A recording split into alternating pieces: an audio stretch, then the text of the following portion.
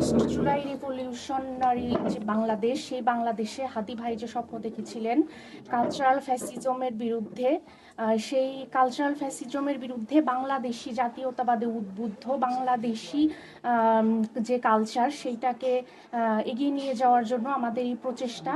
আশা করি আমরা সফল হব এবং আপনারাও সবাই আমাদের পাশে থাকবেন। ইনসাফ ভিত্তিক রাষ্ট্র বিনির্মাণের উদ্দেশ্যে ইনকিলাব মঞ্চ ইউকে যাত্রা শুরু করেছে। আপনারা জানেন 13 অগস্ট 2024 সালে ইনকিলাব মঞ্চের যাত্রা শুরু হয় এবং ইনসাফ ভিত্তিক যে রাষ্ট্র, সেখানে অনেক অন্তরায় বা বাধা আছে, সেটা নিয়ে কাজ করতেছে ইনকিলাব মঞ্চ।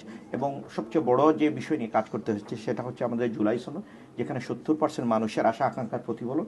দ্বিতীয়ত হচ্ছে যে হাদি হত্যার বিচার এবং বাংলাদেশে যত গুম খুন এবং নৈরাজ্যে যেগুলো হয়েছিল সেগুলোর বিচার আমরা দাবি করি। এবং সর্বোপরি শেষে প্রত্যেকটা মানুষের প্রতি যাতে ইনসাফ প্রতিষ্ঠিত হয় সেইটা নিয়ে আমরা কাজ করব। যেহেতু আমাদের একটা লেয়ারে আমরা কাজ করি, যেহেতু রাজনৈতিক দল দুইটা লেয়ার কাজ করে, সেটা হচ্ছে তারা রাজনৈতিক দল তারা দলীয় উদ্দেশ্যটাকে ধরে নিয়ে আসে, কিন্তু আমাদের উদ্দেশ্যটা একটা লেয়ারে কাজ করে, সেটা হচ্ছে ইনসাফ।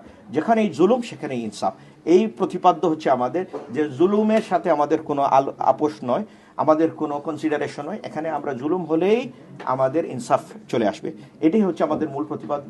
এবং আজকে এই কার্যকরী সভা থেকে আমাদের মূল এই মেসেজটা সবার কাছে পৌঁছে দেওয়া যে জুলুমের সাথে আমরা কখনো কম্প্রোমাইজ করব না, এটা হচ্ছে আমাদের মূল অবজেক্টিভ ইনকিলাব মঞ্চ ইউকের। আজকে 2 জুলাই 2026 সালে ইউকেতে ইনকিলাব মঞ্চে আজকে আমরা আত্মপ্রকাশ করলাম। আমরা আশা করি বাংলাদেশের যে ইনসাফের প্রতিষ্ঠার জন্য, বাংলাদেশের হাদি ভাইয়ের হত্যার বিচারের জন্য আমরা এই ইউকে থেকে সারা ইউরোপে আমরা এমন একটি শক্তি অর্জন করব সবাইকে নিয়ে, যেন বাংলাদেশ সহ সারা পৃথিবীতে হাদি ভাইয়ের হত্যার জন্য আমরা একটা শক্তি হিসাবে অর্জন করতে পারি। আপনারা এবং বাংলাদেশের জনগণ, ইউরোপের সব জনগণকে আমরা বলবো যে আমাদের সাথে হাতকে শক্তিশালী করুন, আমাদের সাথে অংশগ্রহণ করুন, বাংলাদেশকে একটা ইনসাফ ভিত্তিক সমাজ তৈরি করার জন্য হাদি ভাইয়ের যে স্বপ্ন দেখেছেন সেই স্বপ্নকে আপনার বাস্তবায়ন করব। আপনি যদি বাংলা ভাষার কথা চিন্তা করেন, বাংলা ভাষা কিন্তু সংস্কৃতির শব্দগুলা বর্তমানে ব্যবহার হয় না। এর 80 থেকে 85% শব্দ আপনি দেখবেন যে আরবি, ফার্সি এবং অন্যান্য ভাষা থেকে এসে বাংলা ভাষাটা একটা বর্তমান পরিণতির পরিবর্তন হয়েছে।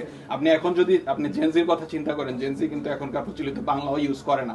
সো এখনকার ইংরেজি শব্দগুলো বাংলাতে অনেকভাবে ঢুকে গিয়েছে। সো ভাষা এরকম একটি প্রচলিত নদীর মতন একটি অবস্থান, যেটি প্রতিনিয়তই পরিবর্তিত হয়। সো বাংলার যে আবহমান প্রচলনের যে ভাষা, সেটি আমরা হচ্ছে যে গণমানুষের ভাষাটা সেখানে ব্যবহার করি। ধন্যবাদ। এই ফ্যাসিজমকে কি করে, এই ফ্যাসিজম এই মডেলগুলা আমরা দেখেছি।